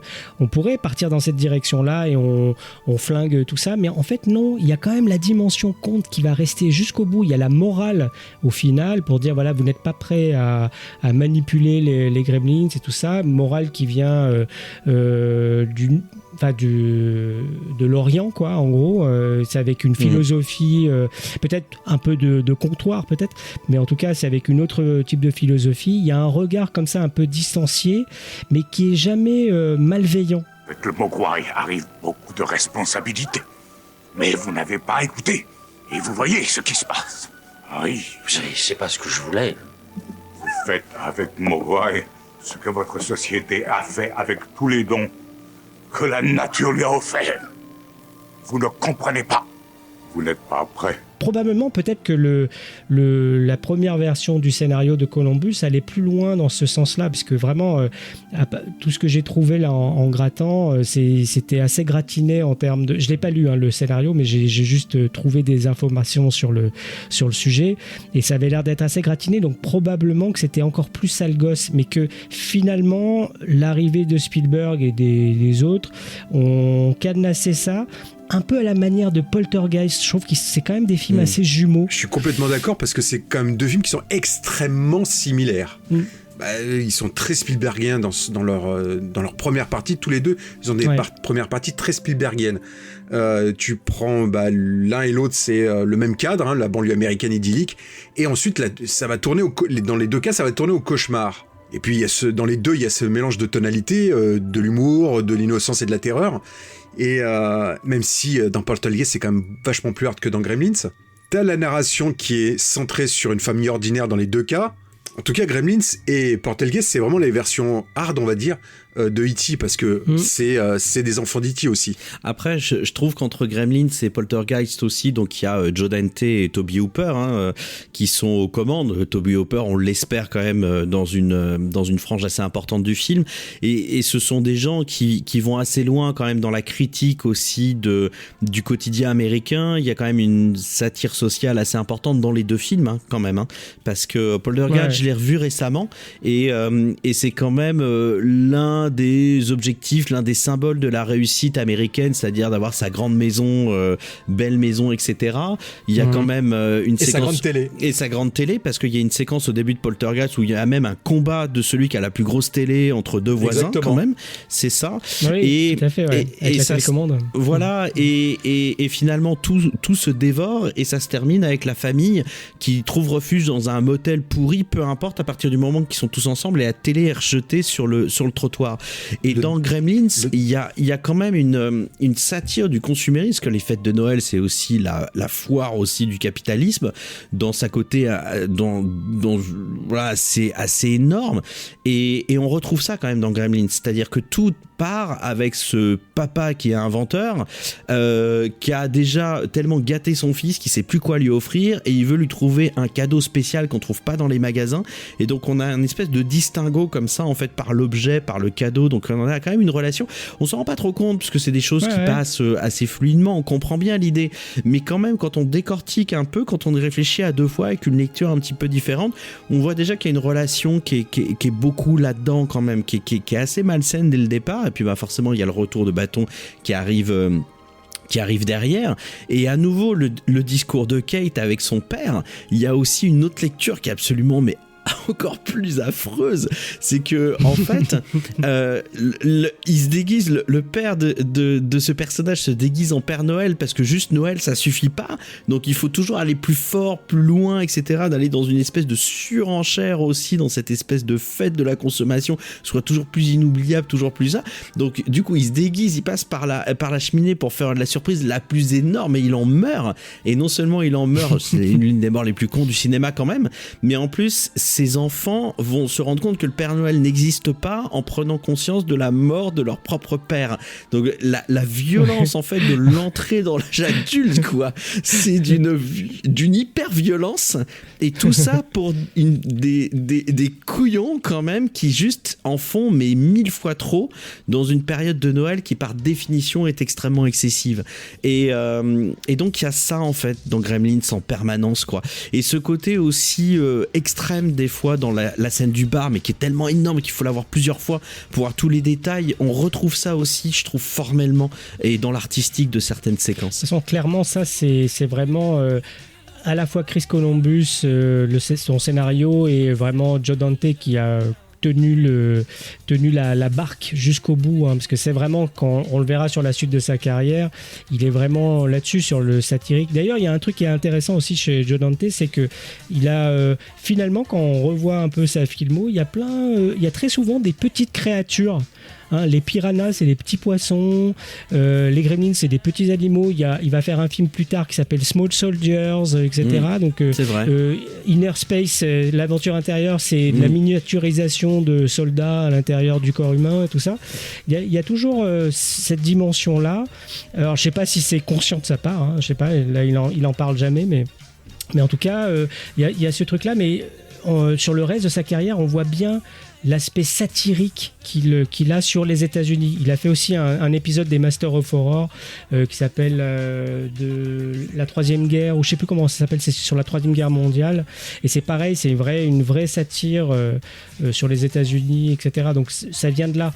Sinon, dans le film aussi, il y a un truc que moi j'aime bien, c'est que en gros, les Gremlins, quand ils vont se transformer, ça se passe par des cocons. Donc il y a aussi un renvoi à Alien, à Invasion of Body Snatcher et tout ça. Et donc il y a plein de films comme ça qui sont cités. Ça vous parle, ça, ou Moi, c'est marrant, ce qui m'a marqué dans les Gremlins, c'était pas tant les cocons, etc. Effectivement, c'est des références. Moi, je les avais pas quand j'étais enfant. Moi, le truc qui m'a marqué, c'est la règle de pas manger après minuit. Et en même temps, qui mange après minuit normalement, tu manges pas après minuit. Et c'est là où, en fait, il m'a fallu un peu de temps avant de voir aussi une lecture qui était assez intéressante, je trouve, du film, qui est, encore une fois, une espèce de critique. Moi je l'ai vécu comme une critique de la surconsommation, quoi. C'est-à-dire que donc le Gizmo est une créature qui vient de Chine a priori, donc avec une population qui est en capacité de vivre harmonieusement en fait avec cette créature, et c'est sous-entendu par le film parce que c'est assez court, mais il y a une forme d'harmonie, il y a des formes de cadre, de règles et de respect en fait qui n'existent pas avec la culture américaine. Parce que la culture américaine, on a beau dire oui on fait attention, on a effectivement le pouvoir d'achat, ce que n'a pas la famille chinoise, hein, parce que concrètement Gizmo est vendu aussi parce que une famille issue de l'immigration n'a pas les mêmes cartes en main, alors que l'inventeur complètement nul, foireux, lui il a absolument aucun problème, même s'il est nul dans son job à rouler dans son quotidien, et en fait, et ça part tout de suite en cacahuète parce que cette fameuse règle me ramène au fait que c'est toujours plus, quoi, il en faut toujours plus, et c'est intrinsèquement lié à la culture américaine. Donc moi ça a pris un peu le pas en fait avec les imageries des fois effectivement d'aliens, etc., ou de l'invasion des profanateurs des sépultures, les références à ces films-là. Et moi, j'ai vu le fond, en fait, toujours le côté toujours plus, en fait, de la culture américaine. Nous vous avions dit quelles étaient les règles. Oh, les règles! Oui, tu te rappelles la première? 1. Surtout, ne pas les mouiller. Mais vous n'avez rien écouté. 2. Ne pas les exposer à la lumière brillante, en particulier celle du soleil. Nous avions été très clairs. Et la troisième, c'est qu'il ne faut pas... 3. Mais vous avez tout embrouillé. Bon, on va tout reprendre à zéro, d'accord? On pourrait s'arrêter là, dire que tout est bien qui finit mal, hein, et ranger notre Mogwai au frigo, hein, sauf que 5-6 ans plus tard, Joe Dante a décidé de tout casser, littéralement. Donc Gremlins 2, hein, c'est comme si Gremlins avait pris le contrôle du film, plus de budget, plus de folie, plus de méta, un patron milliardaire qui aurait pu s'appeler Trump. Et en fait... Gremlins 2, c'est quoi ? C'est l'arrivée de ces Gremlins dans une espèce de grand immeuble hyper high-tech, et tout part vraiment beaucoup plus loin que le premier film. Tout est, alors on a moins l'esprit de Noël, on a moins l'esprit de conte, c'est vraiment un film très satirique, très ironique, mais alors blindé de séquences cultes aussi. Plein de gens préfèrent le deuxième au premier, ce qui n'est pas mon cas, mais malgré tout le deuxième il tellement fort, c'est tellement nawak, quoi. Comment vous l'appréhendez, vous déjà, comment vous l'avez découvert, le 2, et qu'est-ce que vous en pensez aujourd'hui? Moi, je crois que je l'ai découvert avec toi. Ouais, c'est ça. On était morts de rire dans la salle. On l'a vu ensemble en salle, je crois que c'était l'été, par contre, il est sorti l'été 90, je crois. Oui, il me semble aussi. Je sais plus. Je sais qu'il était sorti un peu dans la même période que Robocop 2. Alors moi, j'avais adoré parce qu'on sentait déjà que le cinéma américain, il commençait déjà à s'aseptiser à l'époque, et Joe Dante, lui, il avait choisi d'aller à contre-courant avec cette suite, en poussant les curseurs encore plus loin que dans le premier film. Et voilà, moi, ça a été une séance absolument jubilatoire à l'époque, et je prends encore aujourd'hui toujours le même plaisir quand je le revois, hein. À tel point que, oui, je l'avoue, hein, même si j'adore le premier, je préfère le 2, hein, qui est complètement barge, dans une démarche totalement nihiliste, hein, de son réalisateur. Alors moi c'est marrant, quand je l'ai vu en salle, moi j'ai découvert en salle et j'étais hyper déçu quand je l'ai vu à sa découverte en salle. Ouais. J'étais déçu parce que j'avais 14 ans et demi et moi j'étais à fond sur les films interdits aux moins de 13 ans, donc j'étais à fond sur Freddy 4, Freddy 5, Fantasme 2 que j'avais vu, ça nous renvoie aussi à des épisodes dont on a parlé, enfin tous les films d'horreur j'étais à fond là-dedans. Et Gremlins 2 en fait quand je l'ai découvert, donc effectivement le film est une surenchère totale, il faut l'encaisser cette surenchère aussi parce que c'est foisonnant, mais j'y reviendrai plus tard. Et moi sur le moment ça m'a un petit peu, j'ai eu l'impression de voir un film qui un peu cédait à une logique du toujours plus. C'était mon impression quand j'étais ado. Et aussi moi qui découvrais les films d'horreur au cinéma aussi, c'était des souvenirs assez forts pour des films qui sont pas forcément toujours géniaux avec du recul, mais moi ce qui m'avait déçu à l'époque c'était de voir que effectivement le film reprend les mêmes curseurs que le précédent, comme tu dis Max, le fond est poussé beaucoup plus loin. Par contre on enlève cet équilibre entre film d'horreur et comédie. La comédie on l'a, cartoon encore plus, mais on n'a plus le côté film d'horreur quoi, le film dérangeant. On n'a plus ça. Et moi, comme j'étais à fond dans cette recherche-là, quand j'étais dans cette phase-là de ma cinéphilie, eh bien, j'étais un petit peu déçu de ne pas le retrouver. Et en même temps, ce que propose le film, à ce moment, j'avais pas cette maturité pour le comprendre. Alors, il y a deux choses, effectivement, tout le discours. Là, le côté anti-consumérisme, là, ça devient un truc sur l'industrialisation, littéralement, et c'est hyper pertinent et c'est hyper fort. Et en le revoyant avec du recul, en étant un petit peu plus âgé, je me rends compte à quel point, mais c'est dingue d'avoir réussi à imposer un tel discours dans une logique de séquelle qui a coûté une fortune, qui était aussi logistiquement un truc de dingue à faire. Les créatures sont incroyables. Et moi, le truc qui me marque aussi, qu'on avait vu, mais quand j'étais plus jeune, j'avais pas toutes les références non plus, c'est que c'est un film qui cite, mais je veux dire un pan, mais c'est même plus un pan, c'est un métavers en fait, c'est un métavers avant l'heure. C'était un terme qu'on n'utilisait pas à l'époque, mais bien évidemment ça cite Rambo 2, parce qu'on a quand même Gizmo qui se transforme en Stallone quand même, avec pour survivre à la guerre il faut devenir la guerre de Stallone. Oui, mais c'est incroyable, les dialogues et tout, c'était quand même fou. Et moi personnellement j'ai vu Gremlins 2 avant Rambo 2 d'ailleurs, donc c'était un grand moment pour moi. Mais ça cite Batman, SOS Fantôme, ça pour les plus récents, mais ça cite aussi le Magicien d'Oz, les Universal Monsters, le Fantôme de l'Opéra, Dracula, King Kong, Groucho Marx.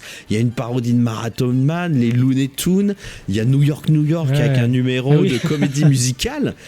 Et ce final New York c'est quand même dingue. Et en fait, je l'ai revu beaucoup plus tard aussi. Alors, j'ai revu assez régulièrement en fait en vieillissant, mais je l'ai revu aussi relativement récemment avec mes enfants. Et je me suis dit, mais où est-ce qu'il y a un endroit où on peut citer autant de références de la pop culture? À l'époque du film, on parlait pas vraiment de pop culture, en fait, c'était des choses comme ça anarchiques. Et moi, je trouve qu'avec du recul, quand même, ça a prophétisé quelque chose qui est maintenant hyper présent. Et dans d'autres domaines, parce que maintenant il y a des boutiques de geeks, il y a des machins où on retrouve toutes ces références-là.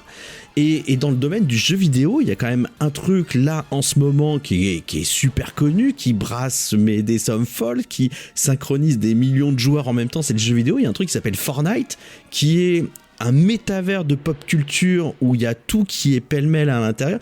C'est un jeu où on se tire dessus sur une île. Alors c'est inspiré de Battle Royale de Fukasaku, donc le pauvre, s'il avait profité ça. Mais comme maintenant, c'est pareil, c'est un symbole de l'hyper société de consommation où tout le monde peut s'acheter des avatars de n'importe quelle licence avec des collaborations. En fait, c'est Ready Player One voilà, qui s'est concrétisé. Voilà. Et donc tu as Spider-Man avec Batman, avec un autre dessin animé. Enfin, il y a pas tout, mais il y a quand même énormément de licences de la pop culture qui sont rassemblées. Et on se retrouve avec, dans la même image, certes de jeux vidéo, on se retrouve avec des références complètement folles de sociétés parfois concurrentes. Alors on n'a pas ça dans Gremlins 2, on n'a pas des références non plus antinomiques, mais je trouve que Gremlins 2 est la seule œuvre culturelle, cinématographique en l'occurrence, où il y avait un début de ça. À l'époque, on en était encore très loin, parce que là, on parle d'un jeu vidéo qui existe depuis une poignée d'années, quoi, et on est en 2025. Donc quand j'ai revu ça relativement récemment avec mes enfants, mais quand j'ai pris conscience du truc, de ce rapport, on va dire, de film somme sur la pop culture, je me suis dit, mais c'est pas possible. J'ai trouvé ça incroyable, mais vraiment incroyable. Et en fait, à la base, Joe Dante a refusé plusieurs fois de faire la suite de Gremlins. En fait, globalement, très vite, comme le succès du film a été quand même colossal, donc forcément, la Warner veut mettre une suite en chantier. Donc, il y a eu plusieurs élaborations d'intrigues. Alors, je ne sais pas jusqu'à quel point ça a été poussé en version continuité dialoguée, mais il y a eu une intrigue qui se passait à Las Vegas, une qui se passait sur Mars ou je ne sais pas quoi, et à chaque fois, Joe Dante il évacuait la question. Je sais que la prod a beaucoup demandé à solliciter d'autres réalisateurs pour le faire. Je crois même avoir lu quelque part que parmi ceux qui étaient sollicités, il y avait Tim Burton. Et finalement, comme tout le monde refusait, ils sont revenus vers Joe Dante. Et une partie de l'explication de ta question tout à l'heure, c'est qu'en fait, Joe Dante a accepté de faire la suite à condition qu'il ait le contrôle total sur cette prod qui coûte 60 patates à l'époque. Donc, et il a eu le Final Cut, et je crois même avoir lu aussi, je sais plus où, je me demande si c'est pas dans le bouquin Joe Dante et les Gremlins de Hollywood, que quand Spielberg a découvert le montage final du film, il a dit à Joe Dante c'est à ça que ça va ressembler les années 90, et apparemment il aurait juste dit ça, il serait parti. Donc je sais plus d'où je le tiens, mais je suis sûr d'avoir lu cette phrase là. Mais c'est pour dire aussi que là, il y a le schisme entre Joe Dante, qui est vraiment satirique et tout ça, et qui est pas du tout dans la même optique que Spielberg. Spielberg, il fait des commentaires, des fois, il commente les États-Unis, il le fera bien plus tard dans sa carrière, mais il reste jamais satirique. Il y a toujours il y a une forme on creuse un sillon, il y a une forme d'ironie si on veut, mais jamais de la satire. Et globalement, je pense que c'est vraiment Joe Dante qui tire vraiment toute la couverture à lui là-dessus sur ce point, ce qui fait un film vraiment Looney Tunes, quoi. C'est vraiment Bugs Bunny et Daffy Duck qui ouvrent le film d'ailleurs. C'est vraiment ça, c'est presque une note d'intention, quoi. Ouais, clairement, tu sens que Dante il s'est totalement affranchi de Spielberg, même s'il est toujours producteur, bien sûr. Et qu'il se lâche totalement en proposant une sorte d'anti-suite en fait, qui se moque presque du premier film. On est plus dans le conte noir que dans la farce pure, ou à la satire sociale, à la sauce cartoon. Il y a une forme de déconstruction subversive et nihiliste, parce que en fait, c'était déjà à l'époque hyper osé de faire une suite en mode Balek, genre je vais tout péter, quoi. C'est un peu péter les conventions, c'est un peu péter ce qu'on attend de toi, en fait, et te dire fuck, je fais ce que je veux, en fait. C'est dire aussi à Spielberg, toi tu proposes de la subversion douce, mais moi ça me convient pas, je vais faire de la subversion dure, en fait. Après, moi ce qui me manque, ce que j'aime profondément dans le premier, c'est le point sur lequel je suis revenu souvent là, c'est l'équilibre entre le conte, le film d'horreur, le conte et la satire et tout ça. Je trouve qu'il y a un équilibre qui est génial, il y a une magie dans le premier qu'il n'y a pas dans le deuxième. Dans le deuxième, il propose autre chose qui est génial aussi, C'est vraiment des scènes aussi mémorables. Le Gremlins féminin là qui drague le mec. Enfin, c'est génial. Le Gremlins qui parle. Enfin, voilà. Je crois que la principale question que tout le monde se pose est créature, qu'est-ce que vous voulez?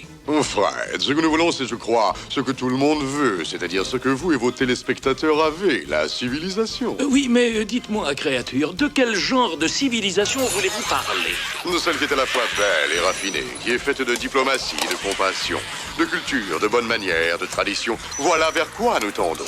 En route, nous pouvons commettre quelques erreurs, mais nous voulons la civilisation, nous voulons la Convention de Genève, la musique de chambre, Susan Sontag, tout ce que votre société a accompli en travaillant si dur pendant des siècles. Voilà à quoi nous aspirons nous aussi. Nous voulons être civilisés. Par exemple, regardez cet individu qui est là. Mon geste était-il civilisé? Il est clair que non. Amusant, mais en aucune façon civilisé.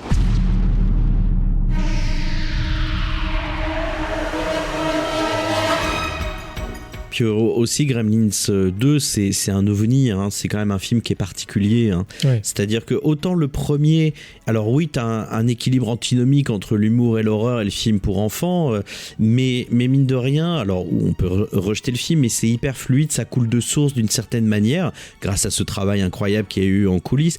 Gremlins 2, ça reste quand même un film particulier. Oui. Ça reste quand même un espèce de blockbuster expérimental, je sais pas comment on pourrait dire, mais c'est quand même une espèce de monstre un peu industriel, hein, parce que c'est aussi un film qui est issu de grands studios et qui exploite des licences. Je trouve que c'est un film qui est pas si simple d'accès que ça, même s'il est rempli de scénettes et de moments très amusant, etc. Mais l'appréhender dans son ensemble, c'est pas un film qui est si grand public que ça. Alors finalement, enfin c'est l'impression que ça me donne. Mais d'ailleurs, c'est ce qui a fait que le film a pas si bien marché que ça à l'époque, parce que ça a pas mal déstabilisé les gens qui avaient adoré le premier. En effet, c'est pas un film forcément où tu vas amener tes enfants le voir, comme tu pouvais le faire avec le premier film. Donc ça a créé un espèce c'est un film totalement anarchique en fait, et tellement fou. Enfin, c'est à la fois un film, tu parlais du premier qui est on sait où on va, enfin c'est très équilibré. Le deuxième, c'est un bordel, c'est très foutraque, malgré tout. C'est un bordel organisé, mais c'est un bordel quand même, et encore plus bruyant. On parlait d'un film bruyant pour le premier, c'est un film extrêmement bruyant. Donc forcément, c'est très, ça peut être très déstabilisant, et à l'époque en tout cas le public ça l'a complètement déstabilisé, c'est sûr. Et pour l'occasion en fait il y a eu plein de nouveaux Gremlins créés en fait. Globalement ils ont rappelé Chris Wallace, mais qui n'a pas voulu rempiler. Je crois que c'était pour des raisons le tournage était quand même tellement compliqué sur le premier, je pense qu'il voulait pas rempiler, et donc la production a appelé Rick Baker, Rick Dieu Baker pour faire les trucs, et il a accepté, mais en demandant à pouvoir se réapproprier le design. Donc il a fait évoluer les créatures. Il avait un budget mais complètement délirant aussi pour pouvoir le faire, mais pareil il y a aussi des innovations techniques qui ont été mises en place pour ces créatures via la boîte de Rick Baker, et globalement voilà, c'est le festival des créatures mutantes, un Gremlins volant, la Gremlins féminine, le Gremlins qui parle, le Gremlins araignée, donc c'est vraiment totalement délirant aussi de ce point de vue là.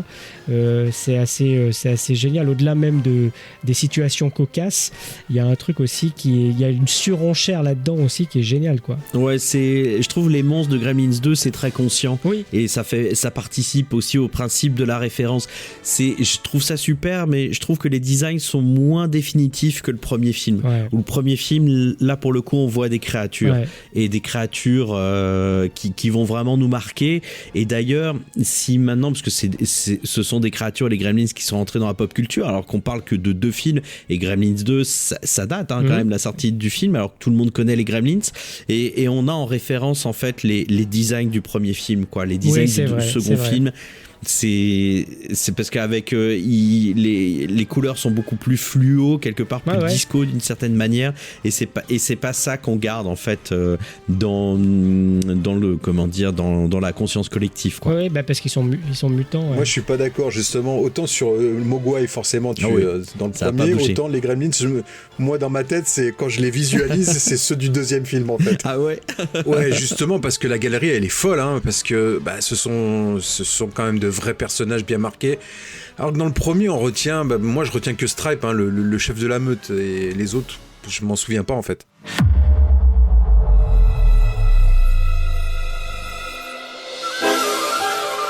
Suite à la vague Gremlins, alors il y a des films qui sont arrivés un peu de manière concomitante. Je pense à Critters.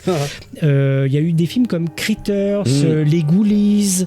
Il y a eu plein de films comme ça avec des petites créatures. Alors est-ce qu'on pourrait mettre aussi Puppet Master là-dedans? Je ne sais pas, mais en tout cas il y a des films comme ça Troll.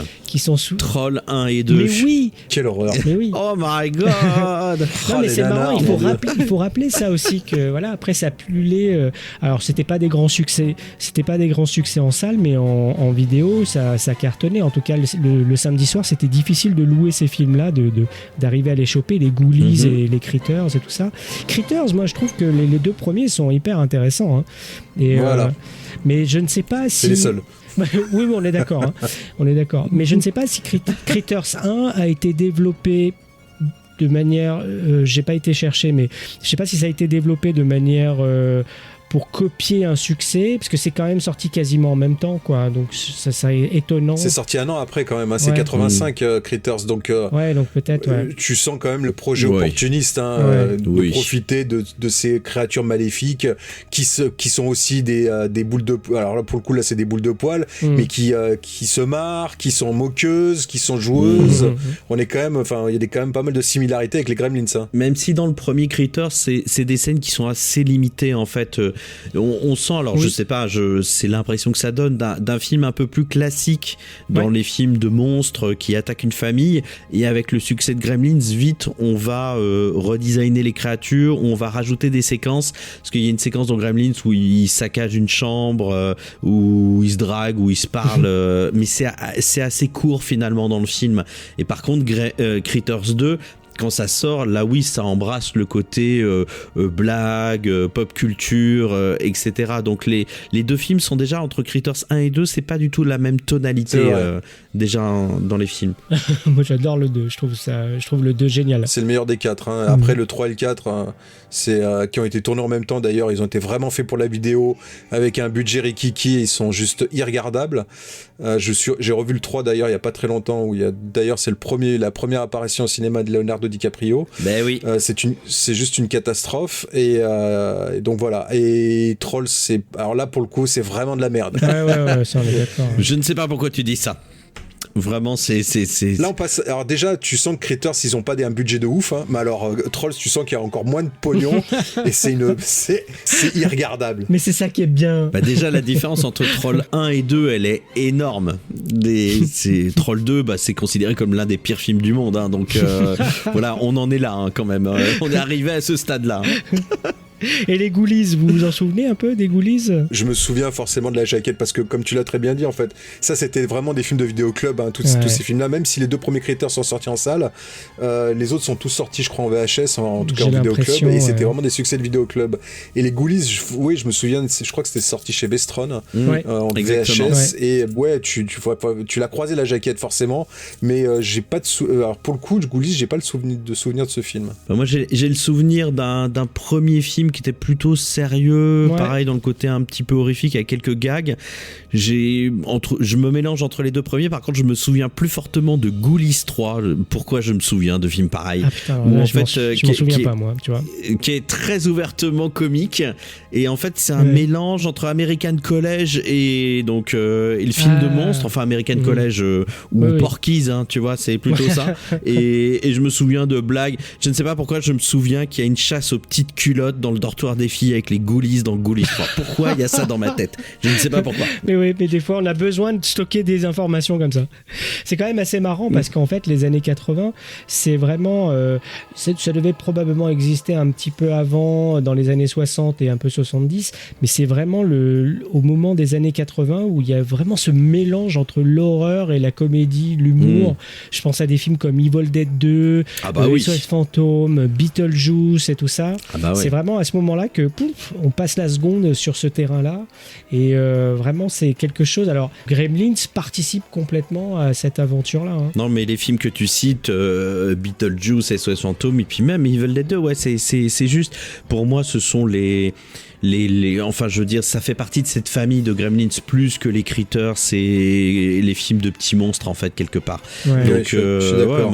Complètement, c'est vraiment des films qui sont dans des directions un petit peu plus marquées, parce que Evil Dead 2, moi qui est l'un de mes films préférés depuis que je suis tout jeune, là c'est la suite d'un film d'horreur, mais je pense que moi j'ai connu d'abord Evil Dead 2 en vidéo, mais je pense que quand on découvrait Evil Dead, qui est quand même un film d'horreur un peu, qui a des moments de comédie qui est un peu raide. Effectivement, le virage que ça prend avec la suite, et ne parlons pas du 3, qui sont super, qui sont des comédies trop drôles. Effectivement, je pense que ce sont des enfants spirituels de Gremlins, quoi. Enfin, on sent qu'en fait, il y a une ligne qui a rencontré l'état d'esprit de Gremlins, quoi. Parce que c'est vraiment des films, moi, que j'adore, quoi. Et en fait, en termes de pérennité, donc il n'y a toujours pas de Gremlins 3 c'est vraiment la Madeleine qui revient régulièrement. Donc là, récemment, il y a eu une annonce comme quoi, en fait, Chris Columbus, donc le scénariste original, ferait carrément alors je sais pas si il ferait le scénario, mais en tout cas, il serait à la réalisation d'un 3e volet annoncé déjà avec peut-être perte et fracas, on va dire, par la Warner récemment, avant que tombe une nouvelle qui est toute fraîche, Max. Bah oui, c'est le rachat de Warner par Netflix, ce qui laisse pas augurer une bonne nouvelle, en tout cas pour ce genre de projet, parce que on sait que ce genre de projet va forcément exister, parce que Netflix aime bien jouer et rallumer des franchises à succès, même sur des projets improbables. Et typiquement là Gremlins, même si c'est arlésienne, comme tu disais, elle traîne depuis plus de 30 ans. Là, il y a des fortes chances qu'elle se concrétise, comme peut certainement l'Arme Fatale 5 aussi, dont on entend parler depuis des années. Là, ça va être l'occasion. Et ça a déjà été le cas. Alors là, pour le coup, c'était pas un film Warner, mais c'était un film Paramount avec le flic de Beverly Hills 4, comme j'en parlais dans mon épisode. Mais là, moi, ce qui me fait peur, c'est forcément, là, on sera dans du CGI, donc ça va être pas le même rendu, pas les mêmes impressions, pas le. Donc voilà, moi, c'est un projet qui me fait un peu peur, enfin, qui m'a toujours fait peur. Je vais être très honnête, parce que je me dis, on est tellement allé loin avec le second film, Joe Dante est allé tellement loin, et puis c'est quand même très Joe Dante, encore une fois. Et là, d'avoir quelque chose qui sera, même si c'est Columbus à la ou au scénar, et 35 ans plus tard, est-ce que c'est pertinent? Est-ce que voilà, moi c'est le genre de film, je me dis il faut plus les toucher, il faut les laisser là. Et moi j'ai jamais été emballé par cette idée de suite, même à l'époque quand ça a commencé à sortir, quoi. Moi ce qui me choque, c'est que quand même dans les années 2000 jusqu'à 2010, et puis avec les nouveaux acteurs, je veux dire, toutes les licences sont passées à la moulinette de suite, reboot, remake, enfin tout ce qu'on veut. SOS Fantôme y est passé, tout y est passé, même on parlait d'Evil Dead 2, c'est devenu une série télé, tout a été à un moment donné passé là-dedans, quoi. Absolument tout qui avait un petit peu de notoriété, ou dès qu'il y avait un fil qui pendait quelque part, quand même on se souvient de la saison 3 de Twin Peaks qui fonctionne parce que à un moment donné, dans les 2 premières séries qui dataient d'il y a des décennies avant, il y a un personnage qui dit rendez-vous dans 25 ans, et dans 25 ans on va le sortir. Enfin, je veux dire, là on sentait véritablement à Hollywood le moindre truc qui pouvait sortir du guet, hop, on chopait dessus. Et Gremlins, qui est quand même une série de films qui reste assez populaire, quand même, qui ce sont des créatures qui sont assez marquées, c'est totalement dingue que ce soit pas passé là-dedans, que ça n'ait pas rebondi en série télé, en film, en machin, d'une manière ou d'une autre. S'ils l'ont pas fait, parce que très sincèrement, il y a dû avoir des projets, c'est une arlésienne, comme on l'a dit, c'est que il y a forcément un truc qui frotte, quoi. Et moi, je pense que c'est cet équilibre entre horreur et comédie, ou bien ce discours qui est quand même... Le ton extrêmement satirique, ce ton, effectivement, cet état d'esprit qui est totalement antinomique avec ce qu'on est en capacité de faire actuellement, c'est-à-dire des films pas du tout comme ça. Et en tout cas, si ça rentre par des prismes de Warner dans la situation, et maintenant Netflix qui fait... Pour moi, je suis désolé, mais donc je vais peut-être pas me faire des amis, mais pour moi, Netflix, c'est McDonald's, quoi, version culturelle. Donc, c'est pas des entreprises qui sont en capacité de fabriquer des œuvres, surtout en reprenant des licences connues et familiales, pour en faire un vrai discours. Et s'ils en font un, ce sera quelque chose hyper conscient de lui-même. Enfin, moi personnellement, j'y crois pas une seconde, quoi. Alors juste petite précision, en fait, il existe une série animée Gremlins. Oui, c'est vrai. Voilà, qui est sur HBO. Donc il y a déjà une saison, je crois qu'il y en a une deuxième qui est en cours, qui va arriver. Alors j'en ai vu aucun, très sincèrement, et tout ça, j'ai pas cherché à regarder. Après, je trouve que ça peut.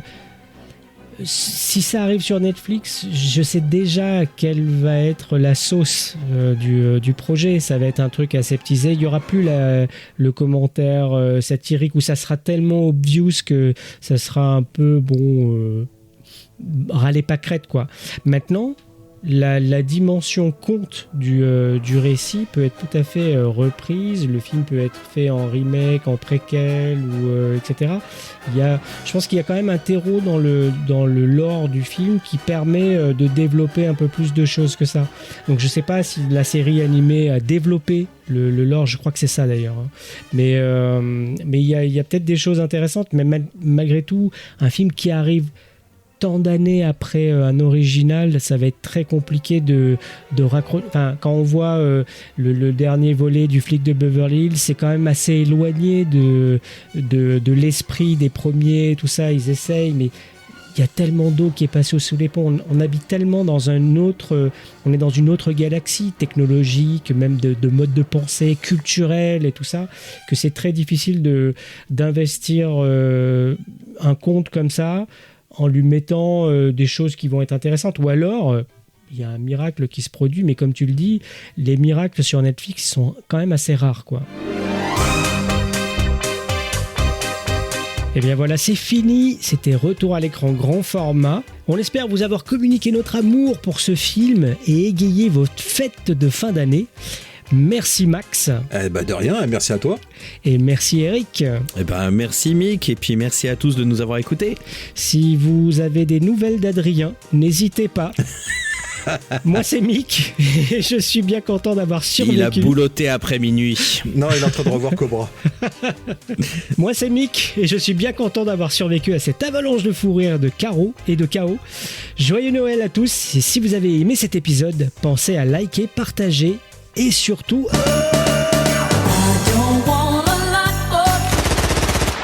Moi, si je devais résumer ma vie aujourd'hui avec vous, je dirais que c'est d'abord des rencontres.